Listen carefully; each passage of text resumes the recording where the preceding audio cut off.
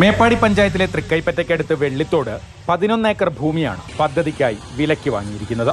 105 വീടുകളാണ് ഇവിടെ നിർമ്മിക്കുക. ഓരോ കുടുംബത്തിനും 1000 ചതുരശ്ര അടിയുള്ള വീടും 8 സെന്റ് സ്ഥലവും ലഭിക്കും. ഭാവിയിൽ മുകളിലേക്ക് നിർമ്മിക്കാവുന്ന തരത്തിൽ ഒറ്റനില വീടുകളാണ് നിർമ്മിക്കുക. വീടുകളുടെ തറക്കല്ലിടൽ നാളെ ഉച്ചയ്ക്ക് 2 മണിക്ക് മുസ്ലിം ലീഗ് സംസ്ഥാന പ്രസിഡന്റ് പാണക്കാട് സയ്യിദ് സാദിഖ് അലി ശിഹാബ് തങ്ങൾ നിർവഹിക്കും. സർക്കാർ ലിസ്റ്റിൽ നിന്നുള്ള 90ഓളം ആളുകളെ ഞങ്ങൾ അതിൽ ഉൾപ്പെടുത്തി. ഇനിയും ഞങ്ങളുടെ മുമ്പിൽ കുറച്ച് അപേക്ഷകളുണ്ട്. അത് അടുത്ത ഘട്ടം എന്ത് ചെയ്യണമെന്ന് ഞങ്ങൾ ആലോചിക്കും.